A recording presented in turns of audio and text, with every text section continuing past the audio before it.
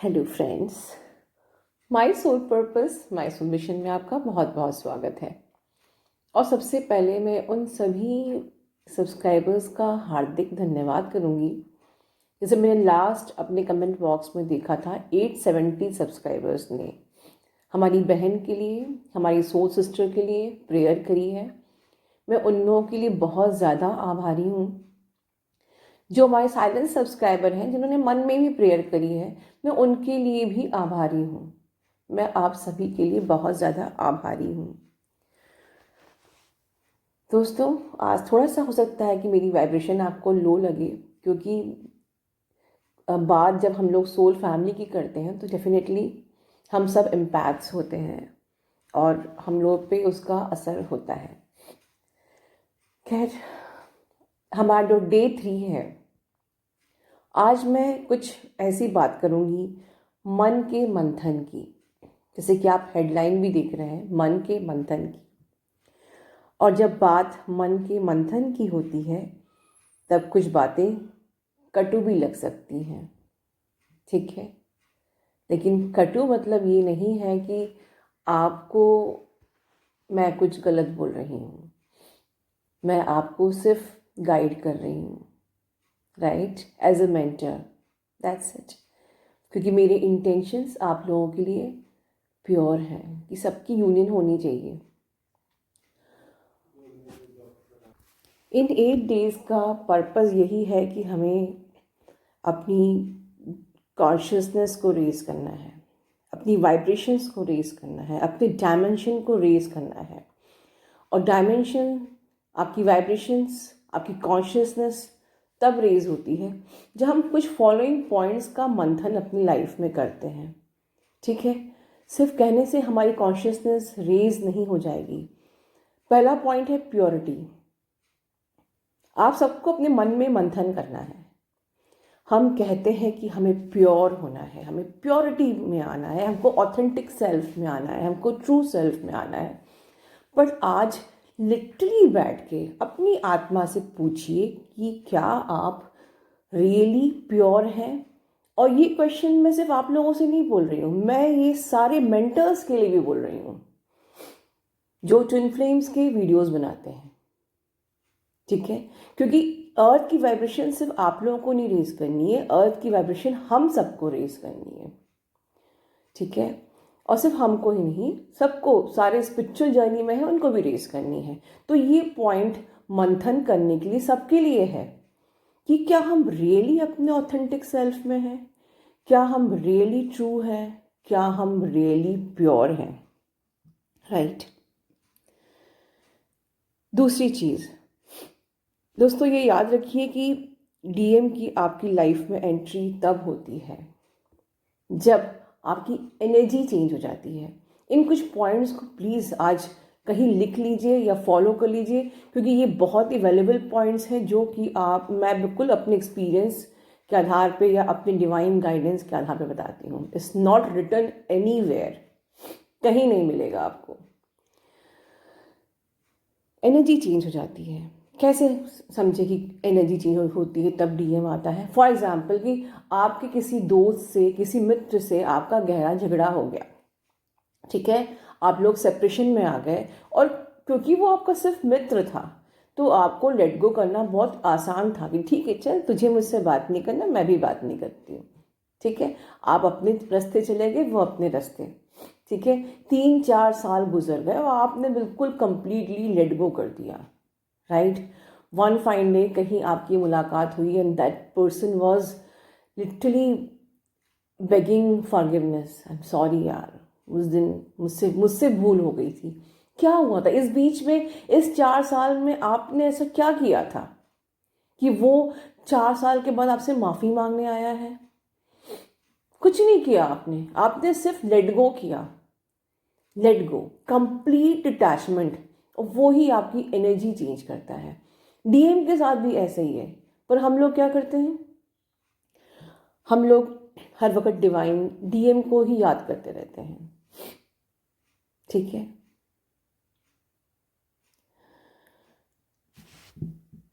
DM में ही focus रहते हैं, डीएम डीएम डीएम। मुझसे काउंसलिंग में जब आप लोग के फ़ोन आते हैं तो मैं बात करती हूँ इनर वर्क की, मुझसे क्वेश्चन किए जाते हैं, वो मुझे याद कर रहा होगा क्या, वो मुझे मिस कर रहा होगा क्या, हमारा यूनियन होगा क्या। डेफिनेटली सब चीज़ होगी, बट एट द एंड देखिए दोस्तों, आपकी जर्नी में राइट नाउ डीएम एग्जैक्टली वैसा ही है। फॉर एग्जाम्पल आप जैसे मेडिटेशन कर रहे हो, ठीक है, और आपके मेडिटेशन जो आप कर रहे हो, हम कहते हैं शांत जगह में बैठिए, आरामदायक वस्त्रों में बैठिए जहाँ किसी की आवाज़ भी ना आ रही हो, जिससे आपको डिस्टर्ब ना हो, राइट। और अगर आसपास से कोई गुजर रहा हो, आसपास की आवाज़ें आ रही हों, शोर शराबा आ रहा हो, तो क्या आप मेडिटेशन कर सकते हैं? नहीं कर सकते हैं, राइट। इसी प्रकार से इस जर्नी में अगर डीएम का शोर आप लोग खुद करते रहेंगे, डीएम पे फोकस, डीएम का फ़ोन आ जाए, डीएम का मैसेज आ जाए, तो ये जर्नी भी एक मेडिटेशन है, राइट। ये जर्नी भी एक आराधना है, साधना है, पूजा है। और इस पूजा में आपके डीएम के लिए याद, सोच, ठीक है, नीडीनेस, ऑब्सेशन एक डिस्टरबेंस की तरह है, जो कि आपको आराम से आपकी पूजा आराधना नहीं करने दे रहा है, राइट। देखिए दोस्तों, आपको पता नहीं होगा, बट हम सब पपेट्स हैं, कहते हैं ना, कठपुतलियाँ हैं और रस्सी ऊपर वाले की है। मैं एक बहुत ही बारीक सी बात बता रही हूँ, ध्यान से सुनिए।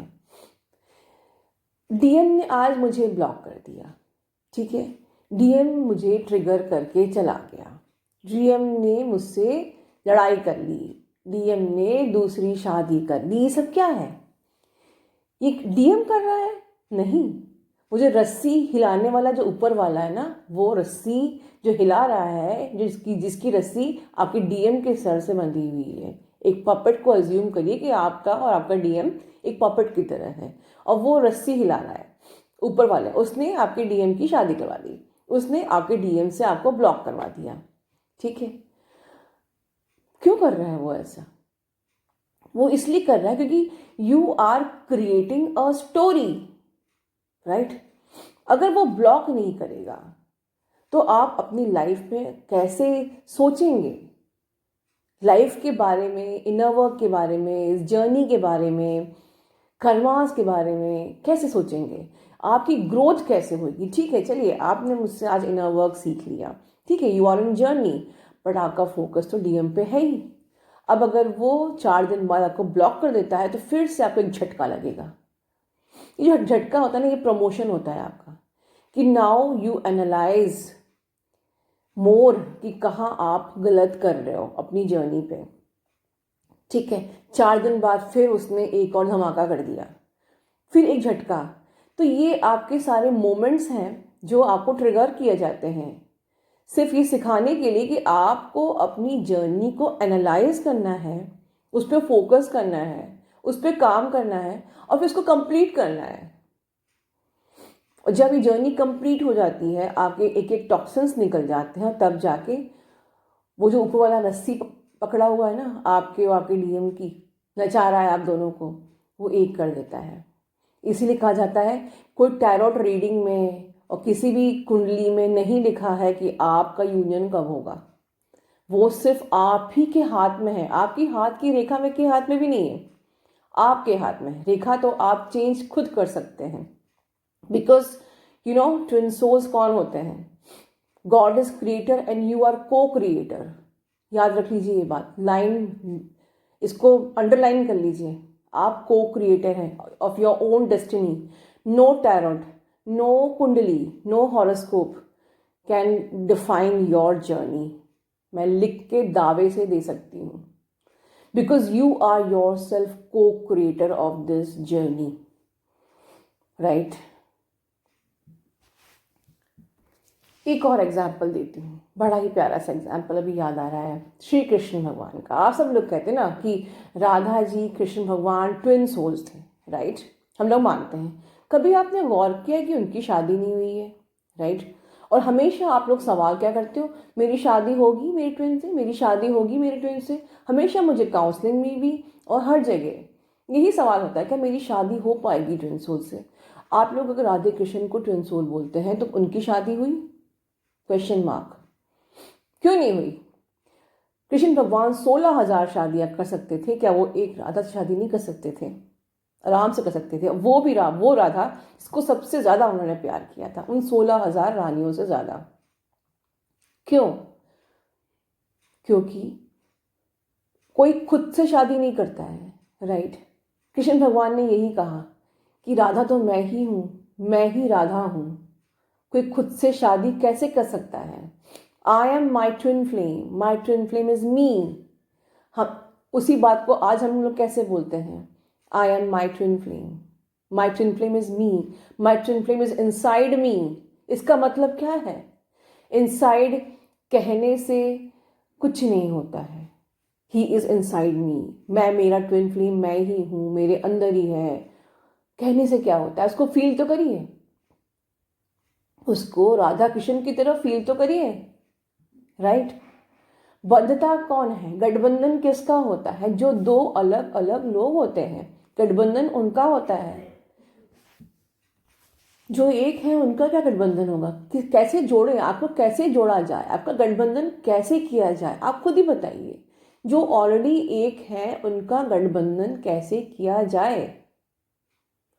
आपके हस्बैंड जो आपके लाइफ पार्टनर होते हैं वो अलग आत्माएं होती हैं, उनको जोड़ सकते हैं, पर जो आप ही एक ही हो उनको कैसे जोड़ा जाए? बट इसका मतलब ये नहीं कि शादी नहीं होना चाहिए। That is your destiny, that is your karma cycle with the soul. ठीक है? अगर आपके हस्बैंड या आपकी वाइफ को हम लोग अगर एक इंसान ना समझ के सोल समझें, तो उस सोल के साथ हमारी शादी मतलब हमारा कर्मा साइकिल का गठबंधन हुआ है, राइट? लास्ट में एक बात और कहूंगी, ये सारी बातें आज मन के मंथन की है, आप मंथन करिए। एक बात और कहूंगी, आपको नहीं लगता कि आप लोग डिवाइन से चीट कर रहे हो? कितना बड़ा कर्मा क्रिएट कर रहे हो? कैसे? आप लोगों को मन करता है कि हम ट्विन जर्नी में कहलाए जाएं, आप लोगों को मन करता है कि मेरे पार्टनर को ट्विन कंफर्म किया जाए। मेरा पार्टनर मेरी आत्मा का आधा हिस्सा है, मेरा पार्टनर मेरी ही सोल है, मेरा ही पार्ट है, मेरा ही हिस्सा। बड़ा मज़ा आता है सुनने में, ठीक है? बड़ा मज़ा आता है। पर आपको ये भी पता होना चाहिए कि जब तक आप डिवाइन में मर्ज नहीं होगे तब तक आपका पार्टनर आपको मिलेगा भी नहीं। उसकी एंट्री बिल्कुल लास्ट में होती है, राइट? पर हम लोग क्या करते हैं? क्या हम स्पिरिचुअल बीइंग की तरह बिहेव करते हैं? क्या आपको लगता है कि आप स्पिरिचुअलिटी को फॉलो करो? आप you are literally really in spiritual journey? कहाँ है भगवान? कहाँ है आपकी लाइफ में? चाहे काउंसलिंग हो, चाहे कमेंट बॉक्स में हो, आधे से ज़्यादा क्वेश्चंस तो डीएम के लिए होते हैं। हर जगह डीएम डीएम डीएम।